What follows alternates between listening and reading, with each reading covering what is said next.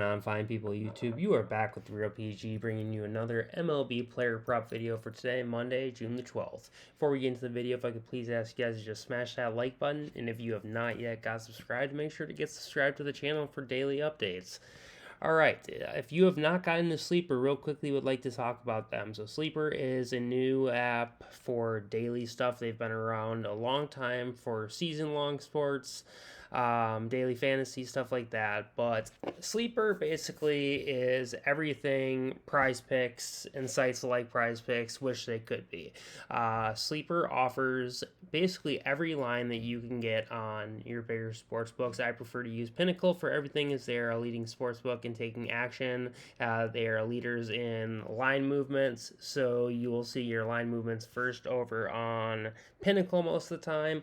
So Sleeper runs instead of off of pay scale that is static and like a 3-man pays 5x, 2-man pays 3x. You can have lineups that range, anywhere from a 2-man that pays 3x or a 2-man that pays 10x, depending on the props that you take. Also, lines will not get bumped unless the actual lines get bumped on sportsbooks. So unless you see Pinnacle jumping so-and-so strikeouts from 3.5 to 4.5, they're not going to be 4 or 4.5 just because. Like, Prize Picks will be like, well, the line's 3.5, so we're going to make it 4 just to take away some equity from everybody. This you will never see over on Sleeper, guys. So you're going to be getting what you're paying for. So if the line is really highly juiced, you're going to be getting a little bit lower payout for that line, which makes sense and is the fair thing, kind of. If it's a play that takes a little more risk, you deserve to get paid more on it. You don't deserve to get the same amount, as every play is not equal. So if you've not signed up over at Sleeper yet, guys, it is an absolute gem. And as well as getting a 100% match up to $100 by using promo code CapillarPG, you will also get into my Sleeper squad, which you will get to see my shared plays on the weekends. I share everything that I play, and during the weekdays, because of Patreon and people paying for the plays, I don't share much on the weekdays. I will share a play or two once the night gets moving, and the initial plays have already started. Like if I make additional plays, I will definitely share those, so everybody in there is able to see what I'm playing. They can copy it and tail it in the single click of a button, as well as everybody else who is in there also has the ability to share their plays and tail plays. So it's a pretty awesome system they've got over at Sleeper, guys. Use promo code CapillarPG again to get that 100% match up to $100 on your first deposit, and then just give me a quick DM over at the Discord, and I will get you the link to get you into the Sleeper squad. With that being said, let's hop into today's picks, guys. First one we're going to be looking at offered to you at Sleeper is going to be Charlie Morton over 17.5 pitching outs today. He is going to be on the road against Detroit. Great matchup. If we take a look at what righties are doing against Detroit, they're coming in, giving up the 6th highest strikeout expectancy at 24.3% in the league, hitting only a 219 average. I think Morton should be able to find his way through 17.5 outs of work. He's done so with no problem in 4 of 6 games so far on the road this year. If we do take a look, let me scroll this over from my other monitor at what Charlie Morton has been doing. So Charlie Morton, granted, all these are a little bit older. Starting in 2019 was the last time he did see Detroit, but every single game, all 4 in his past against Detroit, he has gone 6 innings of work or 18 outs, which would be enough to hit that over, with 18, 21, 21, and 21. So granted, they are a little bit older. I do think Charlie gets through Detroit with very little issue today. So yeah, that's kind of where we're at. There's not much more to that play. Like I said, the strikeout rate is high, which will help Charlie get through the order. He's not really a pitch to contact kind of pitcher. Definitely relies more on the strikeouts, but he will see a team that is hitting only just slightly over 200, so he should be able to navigate his way through just fine. Only teams he's missed so far this year on the road, the Mets and the Cardinals. 2 tougher teams, blown through, KC, San Diego, Texas, and Arizona. Texas and Arizona are definitely no slouches, especially recently. And he put through 7 innings of work on Arizona and almost 7 innings of work on Texas. And those are his most two recent games, which I do place the most weight on being more recent, as these games were back in April. But I do like what Morton's matchup looks like today. Play number 2, we're going to be looking at a hitter prop, guys, and I do like Elly De La Cruz. We're going to be looking at his hits, runs, and RBIs set at 1.5. He pops as number 1 on the chart of the biggest difference between the actual prop line and the projected prop line. Oh, we've had some updates. Okay. So now there's a couple names that have flagged ahead of his, but he is number 4 still in the order. So let's take a look at Elly. Projected again for 3.17 hits, runs, and RBIs, which is 1.67 more than he is projected for. He is on a 3-game streak, is what it says. Yep, 3-game streak. And best part of that is all 3 of those games came on the road, where he is playing today against a right-handed pitcher in Zach Greinke. Greinke, again, like I said, just right-handed. 438 against righties for Elly. So he has just been beating the hell out of right-handed pitchers. And when we look at what Greinke has been doing against switch hitters, it's all pretty even across the board. 289 against righties, 295 against lefties, 286 against switch hitters. Obviously has the least amount of pitch attempts versus switch hitters, as there are much less switch hitters out there than there are direct lefties or righties. But he has given up, on his 61 pitches attempted, given up 13 singles, 2 doubles, no triples, and 1 home run. I do like to see, let's look at, if we look at just the hits.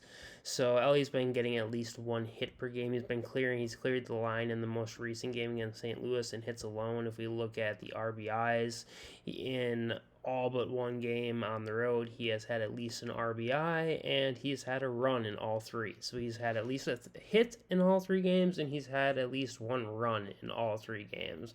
So that right there alone will get you over the 1.5 line, but then in 2 or 3 he also has an additional 1 RBI, and in all these games he did not only have 1 hit, he had multiple hits in the St. Louis game here, the last St. Louis game of the 3.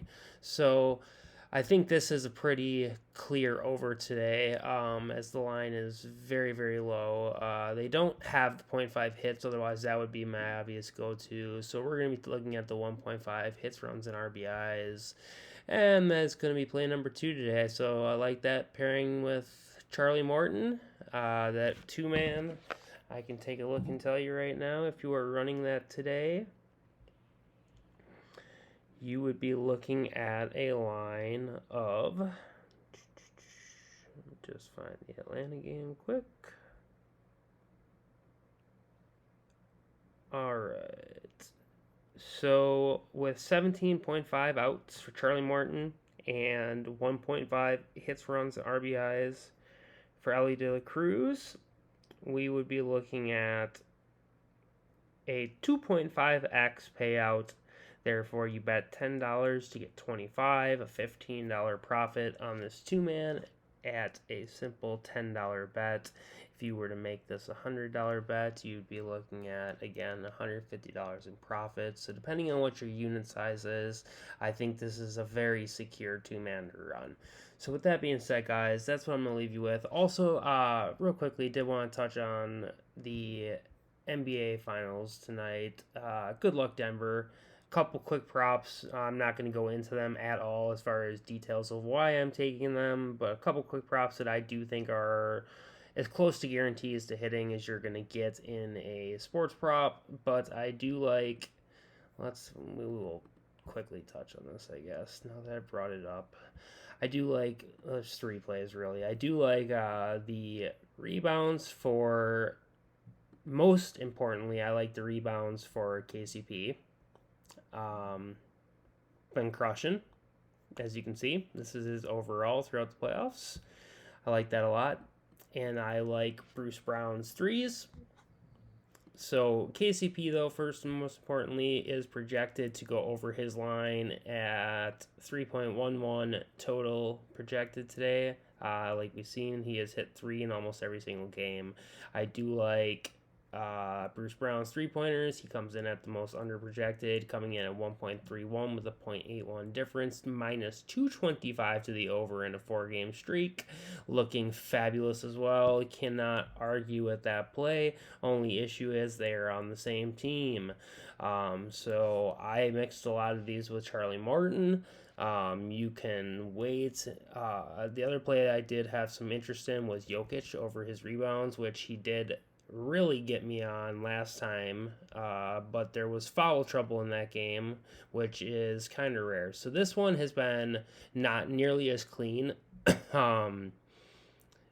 12.5 is a high number, but he at home, let's take a look at stats. At home, it's a lot cleaner, guys. Granted, the last two in the series at home, he did fall short on this prop. That is a little concerning, but giving this being the closeout game, I think we see a monster out of Nikola Jokic, this year's MVP to be. With that being said, guys, best of luck tonight. I think if you take this Jokic play off just due to it having more possible downside and more risk associated with it, outside of the KCP and Brown plays, I think are a lot stronger plays.